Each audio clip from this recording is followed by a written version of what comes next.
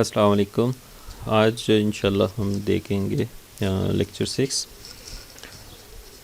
सो last lecture में we have discussed about the conditional probability और कुछ प्रॉब्लम्स हमने सॉल्व की थी। आई होप कि आप लोगों को समझ आ गई होगी इंशाल्लाह। सो आगे चलते हैं। हम आज हमारा टॉपिक है partitions and the law of total probability.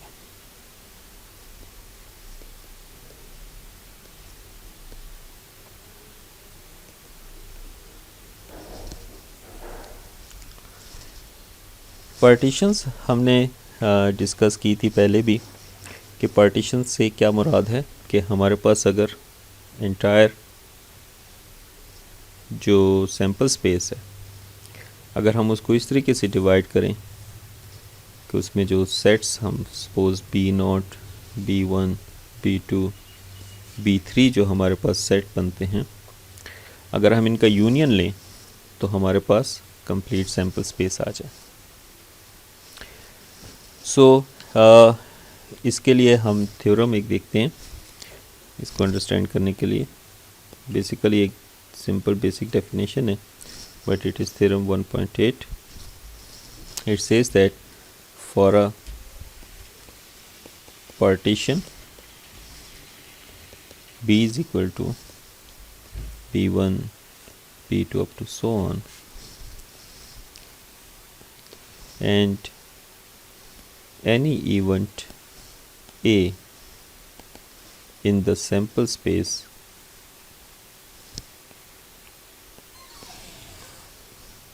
let Ci is equal to A intersection Bi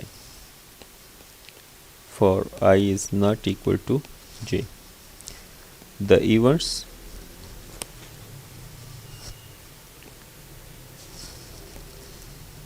Ci and Cj are mutually exclusive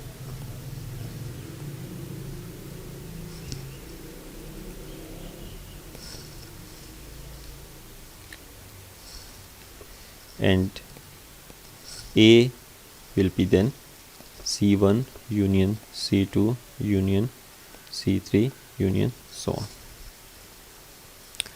So this is very important theorem because sometimes it helps us कि हम पूरी sample space के अंदर अगर हम किसी event की probability find करें तो उससे अच्छा कि अगर हम किसी जो हमारे पास पार्टीशंस हैं हर पार्टीशन में हम सेपरेटली उसको फाइंड कर लें तो हमारे पास जो है वो प्रोबेबिलिटी फाइंड करना आसान हो जाता है। इसी to understand this basic concept let's see this example. It is 1.17. It says that we toss 4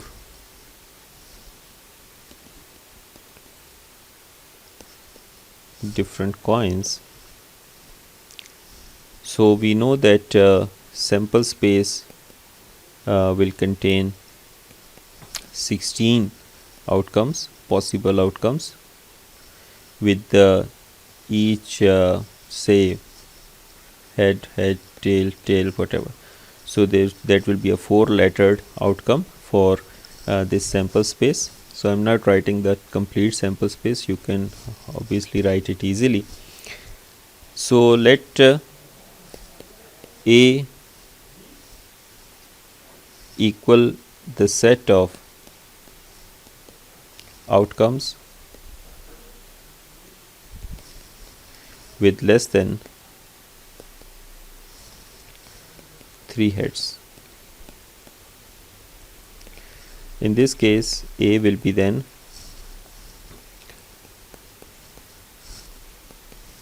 H tail tail tail tail H tail tail tail tail head tail tail tail tail head head tail tail head tail head, tail, head, tail, tail, head, tail, tail, head, head, tail, head, tail, head, tail, head, head, tail.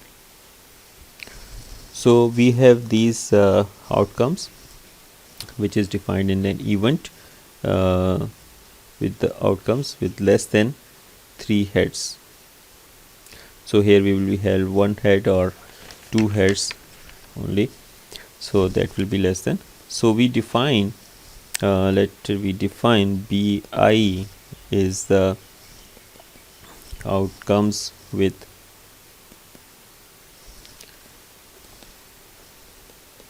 I heads. So it will be B0 0 head, B1 1 head, B2, B3 and B4. So that will be no head, 1 head, 2 heads, 3 heads and 4 heads. So A will be then obviously A is equal to the event A will be then A intersection B0. We have to take the partition union with A intersection B1 union A intersection B2 union A intersection B3 union A intersection B4. Now for this example, as we know that it could have 0 head, 1 head or 2 heads, so there will be no 3 or 4 heads. So we can say that A intersection B3 is equal to a null set and A intersection B4 will also be a null set. Now for this event A, we can clearly visualize that BI will be subset of A for I is equal to 0, 1, 2. So A will be simply then the intersection union of B0, B1 union B2. So that will be the union of these 3 mutually exclusive sets.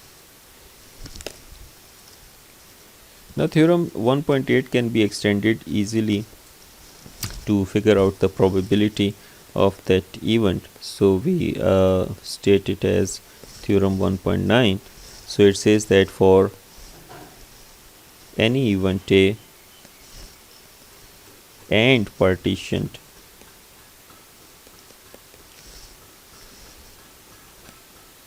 B1, B2 up to Bm,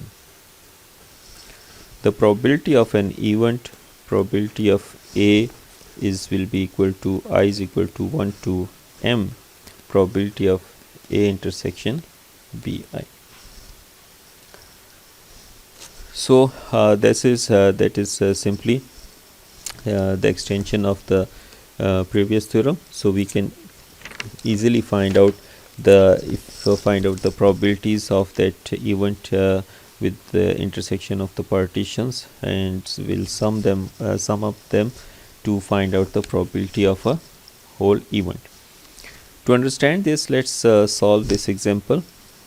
So I will copy the example here, so that would be more easy to understand.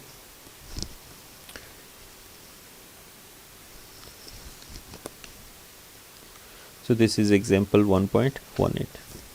Now carefully understand this example. It's very simple, because the theorems that we have used, theorem 1.9, that is often used when the sample space can be written in the form of a table. So in this example we will see how here you can see actually this table. So I will explain for how we can write this table by using these theorems. So let's read out first this example to understand this. A company has a model of email use. It classifies all emails either as long mail if they are over 10 MB in size, or brief otherwise. It also observes whether the email is just text represented by T, has attached images represented as I, or has an attached video represented as V. Now up till now, if we just look at this, so we can clearly visualize that the emails are classified according to their size, whether they are long or brief. So obviously the email which is long, that cannot be brief, and the email which is brief, that will also not be a long email. So obviously if we try to understand this, so these two things makes the partition. So long emails will be separated by brief emails. Similarly, we can see another classification of this email, because if it is just consist of a text, so here it is just a text, or it contains an images, or it has an attached video. So obviously video and images may have text, but we will just classify them separately. We will not check that text is also part of the email which is attached or not. So we are just looking at as, say, attachment. Okay, what we have attached means text. Just text means we don't have any attachment. Images means whatever is written in the email, we have attached some images or we have attached some video. So again we can see that these three things also make the partition, because simple email which has no attachment, or the images, or sorry, the email which has the images attached or the video attached, so we can classify them also as the text email, images attached or video attached. So this model implies an experiment in which the procedure is to monitor an email, and the observation consists of the type of email, whether it's a text, image or video attached, and the length, long or brief. The sample space has 6 outcomes. Obviously either a mail can be long with text, brief with text, long with images, brief with images, long video, brief video. In this problem, each email is classified in 2 ways, by length and the type, using L. So we defined the names for these events using L for the event that an email is long, and B for the event that the email is brief. So we will have this as one partition. That's I have explained earlier. Similarly, the text, image and video classification is a partition. The sample space can be represented by a table in which the rows and columns are labeled by events, and the intersection of each row and column event contains the single outcome. So just like here, if you see that this is long, brief and text, image, so this means long text email. This means long image. Similarly, this means long video. So each intersection, each cell you can say in this table defines one outcome, one possible outcome. So you might be wondering from where these numbers have come. So we are not worrying about from right now. Actually these are already defined parameters which is given in this example, so you don't have to worry about. So the corresponding table entry is the probability of that outcome. So this is the probability. 0.3 is the probability of long text email, 0.12 is the probability of long image, and similarly 0.15 is the probability for long video, and similarly this row. So from the example, for example, from the table we can read that the probability of a brief image email is probability of BI, which is this, which is 0.08, this one. Note that TIV, the partition corresponding to B1, B2, B3 in theorem 1.9. Thus we can apply theorem 1.9 to find the probability of a long email. So long email will be probability of LT, probability of LT, probability of LI, probability of LI here you can see in the table, and probability of LV, long video here. Similarly we can write some other, say, probability of the brief.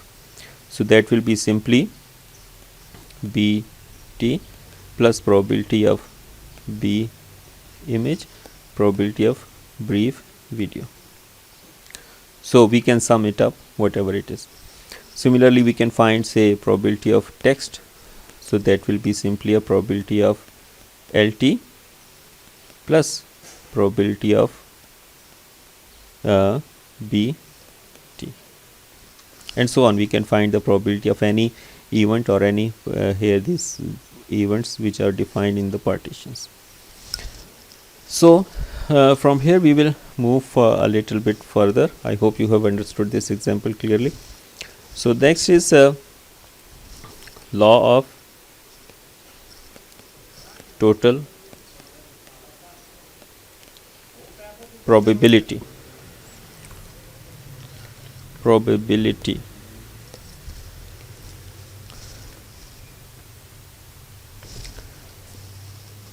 So this is very interesting thing. So it says that normally what we do is we find the conditional probabilities given the simple probabilities of an events. So from here we will move differently. So sometimes we begin with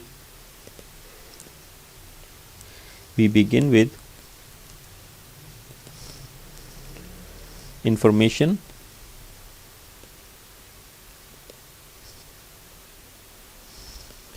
about conditional probabilities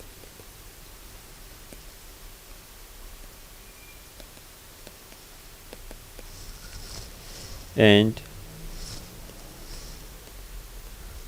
use the law of total probability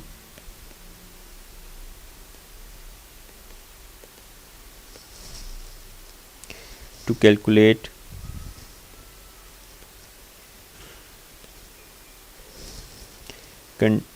unconditional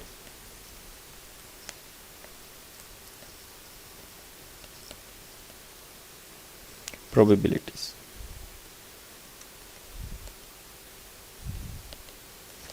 So to understand this basic definition, so I hope you got it, that we start with conditional probabilities. Probabilities means we are given some conditional probabilities and we come up with the probability of a certain event.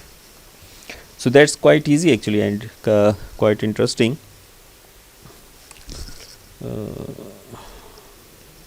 don't know. Okay. So it is actually theorem 1.10. Once again, I will suggest you don't bother about these theorem numbers and theorems that we have done so much theorems. These are simply basic definitions. We normally or we don't need to formally prove them for this course. So just understand how to use them. So for a partition,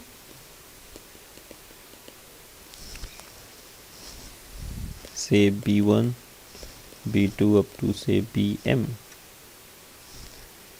with probability of Bi is greater than 0 for all I. So probability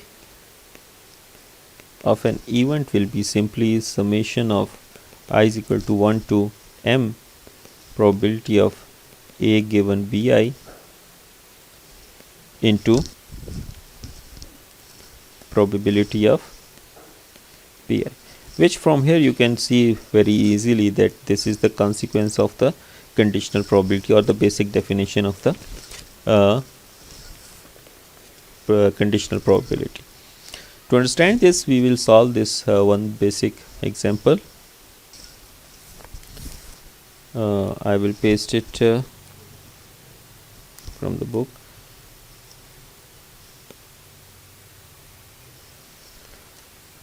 So this is example 1.19. It says that a company has 3 machines, B1, B2 and B3, making 1 kilo ohm resistors. Resistors within 50 ohm of the nominal value are considered acceptable It has been observed that 80% of the resistors produced by B1 and 90% of the resistor produced by B2 are acceptable. The percentage for machine B3 is 60%. So these are the percentage of acceptance of the resistors which the machines are making. So just like machine 80% by B1, 90% by B2 and 60% by B3. So each hour machine B1 produces 3000 resistors. So B1 produces 3000 resistors, B2 produces 4000 resistors and B3 produces 3000 resistors. All the resistors are mixed together at a random in one bin and packed for shipment. What is the probability that the company ships an acceptable resistor? Now, the thing is, to understand this problem, we must understand this basic thing that we have been given these probabilities 80%, 90%, 60%, that if machine B1 is making the resistor, so that will be the acceptable resistor, and acceptance condition is that is within the nominal 50 ohm of the nominal value, means 1 kilo ohm plus minus 1 kilo ohm plus minus 50 ohm, then the resistor will be acceptable. So to solve this, let's define an event. Let A is equal to the event which is resistor is acceptable. Now we know that the probability that if machine resistor is acceptable given it is manufactured by machine B1 is 0.8. Similarly, probability of the resistor is acceptable given it is manufactured by machine B2 is 0.9, and probability that resistor is acceptable given it's manufactured by machine B3 is 0.6. So these are the conditional probabilities that are already we have been given. Now the total resistors will be our sample space, because we have to check out of that. So total resistors made by all machines are, we know that B1 produces 3000 resistors, B2 produces 4000 resistors and B3 also produces 3000 resistors. So in total we have 10,000 resistors manufactured by machines 1, B1, B2 and B3. So now the obviously we can find out these we can find out the probabilities of so the probability of resistor from machine B1 will be 3000 divided by 10,000. So this will be 0.3. Similarly, probability of B2 will be 4000 divided by 10,000, which is 0.4, and similarly probability of B3 will be 3000 divided by 10,000, which is 0.3. So now we will apply the theorem 1.9, which states that probability of acceptable resistor will be probability A given B1 into probability of B1 plus probability of A given B2 into probability of B2 plus probability of A given B3 into probability of B3. So we now have all these numbers, so just putting these numbers, so that will be 0.8 into 0.3 plus 0.9 into 0.4 plus 0.6, 0.3. So that will be total probability of 0.78. So we can say that 78% of resistors will be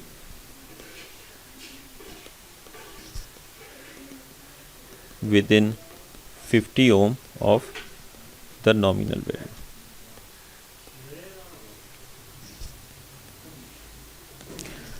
So we will stop here, and inshallah in the next lecture I will just write down the topic of the name of the topic, Bayes rule. So we will inshallah will do the Bayes theorem or Bayes rule, Bayes theorem, which is very important, very interesting. That's also related to the law of total probability. So बरा हम इसको देखेंगे इंशाल्लाह next lecture में. अल्लाह आपको सेहतमंद रखे. अस्सलामु अलैकुम वरहमतुल्लाहि वबरकातुहू.